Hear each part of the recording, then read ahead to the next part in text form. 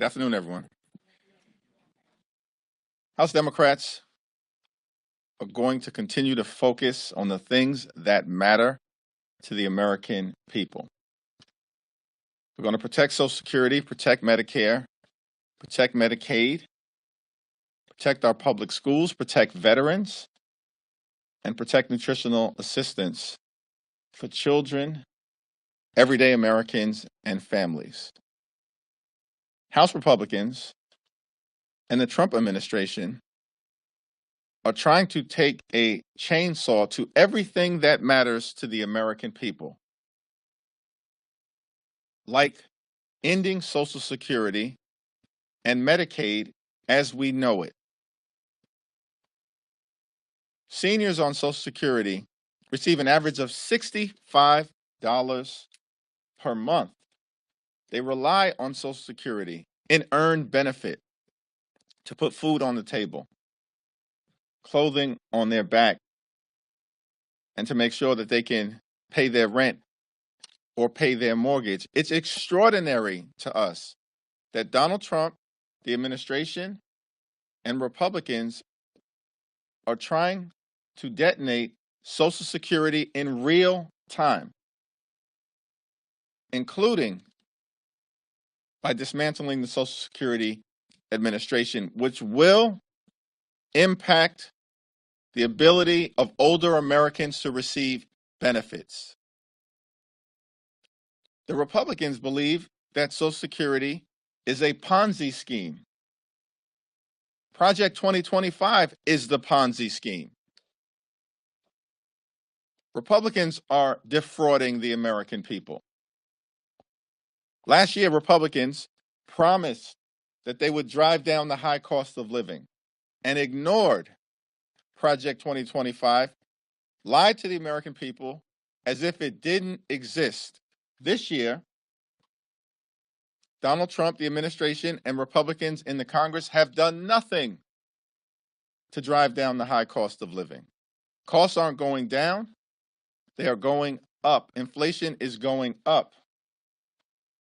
America is becoming more expensive and less affordable under complete Republican control of government. At the same period of time, Republicans are flooding the zone with a parade of horribles that all relate to Project 2025. That's the Ponzi scheme that's been run on the American people. And front and center right now is the target that Republicans have put on the back of Social Security recipients all across America. Democrats are going to fight hard to protect Social Security and Medicare and Medicaid and the things that actually matter to making life better for the American people. Questions? Leader Jeffries. Thank you. There's been some reporting that Republicans might have a numbers problem. What does that mic actually do? It speaks for the cuts camera and Bruno. Okay. All right. My first time seeing it, I was wondering what's going on here. Okay. Kind of an oversized microphone there. As Yoda said in Star Wars, those size matters not. Okay. In any, there's been some. I'm going to refrain from commenting on that observation. Well, go ahead. Yeah. Okay. Yeah. In any, there's been some suggestion that Republicans might have numbers with their reconciliation package. There's some reporting that there might be a withdrawal of the nomination of Elise Stefanik. What do you think that says if they were to pull that nomination or she were to withdraw, about them having trouble with numbers to get through so-called leadership? Republicans are in free fall right now. House Republicans are fighting with Senate Republicans. Senate Republicans are fighting with House Republicans. House Republicans are fighting with each other because you've got a group of people who are uncomfortable with the fact that they were forced as House Republicans in so-called swing districts to vote for the largest Medicaid cut in American history. And we will not let the American people ever forget it. Then you have a group of so-called Freedom Caucus Republicans who want to go further in terms of the cuts that are harmful and painful that they want to inflict on the American people. And then you've got Republicans in both the House and the Senate who don't know whether they should follow orders from Donald Trump or Elon Musk. So the whole situation is chaotic and confusing, but it all relates to a corrupt Ponzi scheme that they are trying to jam down the throats of the American people. Let's speak to this numbers issue. It's unclear what the numbers issue ultimately represents. I don't know. They seem to be panicking about the two special elections in Florida, which shocks the conscience of anybody who follows these races closely. Florida 1 and Florida 6. Donald Trump won those two districts respectively by 30 and 37 points. How is it that they are even competitive at this point? Why are Republicans panicking in deep red districts? It's because their agenda is unpopular. They are completely and totally out of control. There's been no focus on driving down the high cost of living. And instead, this budget that they want to jam down the throats of the American people in order to provide tax cuts to their billionaire puppet master donors like Elon Musk is also unpopular. So they do have a numbers problem that they're going to have to try to resolve. But that's for Republicans to work out. Yep. Yes? Yes, Leader Jeffries, what is your comment on the latest mass firings at NIH, at HHS today, announced today, in context of the others that we all are hearing? The mass firings are likely unlawful, will likely be challenged in court. And we also know that it does nothing to improve the health, safety, and economic well-being of the American people. It will hurt it. Thanks. Thank you, Leader. Have you spoken with Congresswoman Crockett regarding her comments towards Governor Abbott, and how are comments like that affecting the party's brand? I have not had a conversation with Jasmine. I did see that she issued a statement clarifying her remarks, and her statement speaks for itself. On top of that, you've mentioned the list of horribles from Project 2025. On top of that, one of the other ones unrelated to Social Security, Medicare, Medicaid is the ramping up of deportation, sending people to El Salvador, and they're coming day by day by day. Is just the rapid fire of these deportations, a lot of them which seem unlawful or without due process, is the speed of it making it harder for Democrats to respond to this violation of due process? No, these deportations that appear to involve, in several instances, American citizens or legal permanent residents have been challenged in court and will continue to be challenged in court. Democrats will also forcefully speak out against overreach whenever and wherever it occurs. Thanks. Earlier this week, President Trump issued an executive order that introduced several changes to federal election procedures, including legal citizenship for voter registration. I want to get your reaction to that order. And you've spoken about the role that educational issues that possibly has played top of mind for a lot of voters. Do you think that these threats to democracy are also top of mind of voters, or will Democrats have to work a lot harder to communicate to the American people what the impact of the executive order might be, even if they're trying? Well, the executive order that was recently issued by President Trump is not worth the paper it has been written on. It will be challenged in court, and it will be invalidated.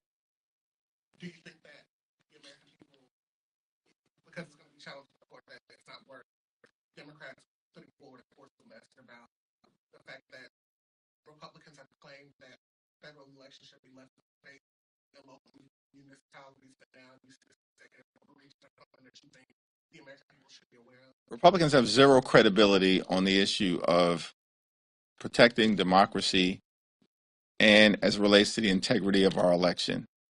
Republicans have actually concluded that voter suppression is an electoral strategy. These people in the House wouldn't even be in the majority right now if it weren't for the egregious mid-decade, highly partisan gerrymandering that took place in North Carolina. Think about that.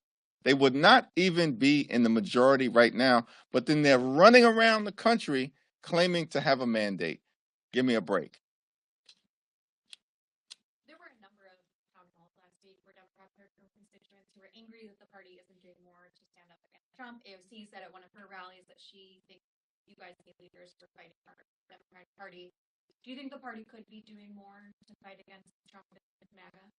It's all hands on deck, and it will continue to be all hands on deck. Thanks.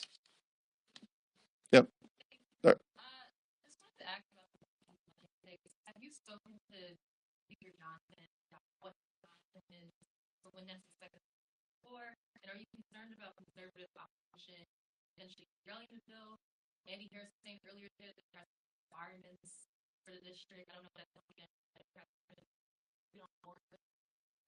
In terms of the District of Columbia funding fix, it needs to happen before we go on the next district work period, which means it should occur either next week or the week after next. The Senate Republicans have clearly and unequivocally expressed support for the spending legislation.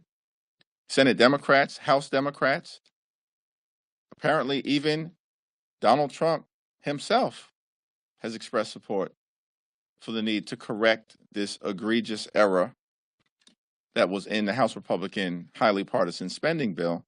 And so it needs to happen. I haven't talked to Johnson specifically about this, but if there's further delay, I will raise it with him directly. Thanks. 2 weeks ago, you and Leader Schumer ended up in different places on the CR vote. Moving forward, what are you and him doing to get on the same page? We are on the same page right now as it relates to pushing back against the reckless Republican budget, which includes the largest Medicaid cut in American history. We are on the same page as it relates to stopping the Republican effort to dismantle Social Security as we know it. We are on the same page as it relates to what needs to be done to actually create an economy that is affordable for everyday Americans. Thanks. Thank you. Obviously, the Democrats are mad. The base is mad. We've noticed this uptick in the use of expletives in both chambers by Democrats. I have a list. I don't want to read it.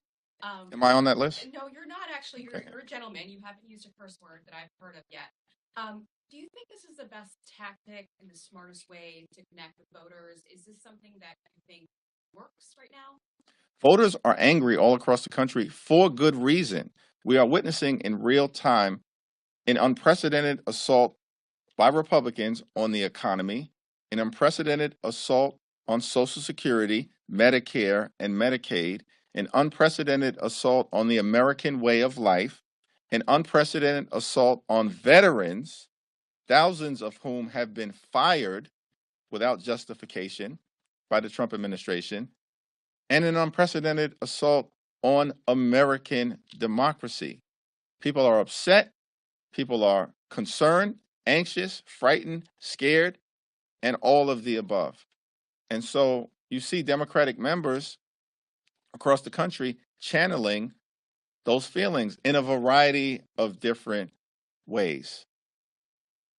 But one thing is clear, electorally, Republicans are on the run.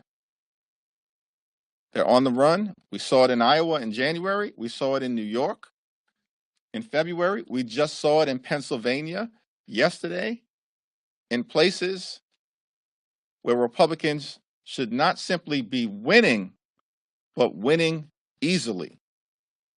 And it's because there is an energized Democratic base, and swing voters, along with independents, are abandoning Republicans in droves all across America. By the way, that's the reason why Republicans are actually spending millions of dollars in 2 districts in Florida that Donald Trump won by north of 30 points. So is it fair to say that you won't use that language, but you're okay with it? It's fair to say that Republicans are on the run all across the country, and I'm okay with that.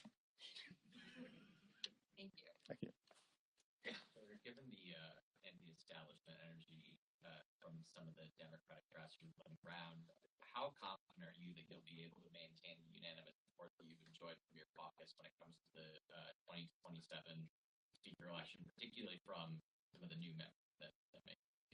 Very.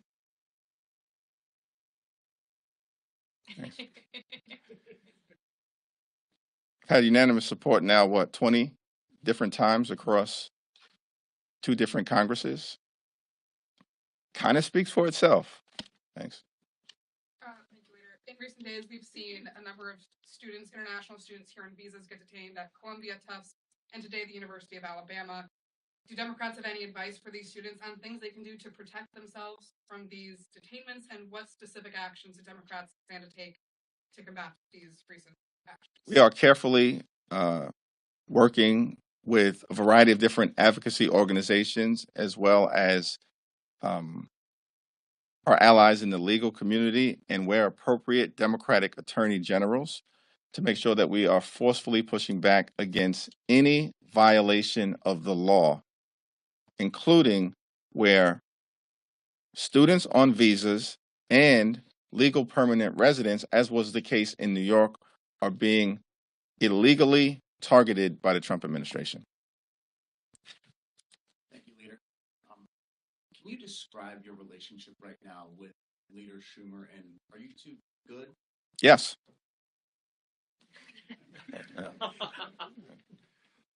Can I ask you to elaborate on your strategy? You said it's all hands on deck as far as what the fight looks like.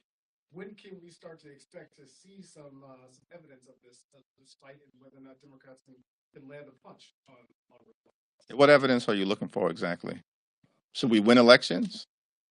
Check. Should we outraise Republicans? Actually, the DCCC, interesting that I haven't seen this aggressively covered because it runs against the narrative.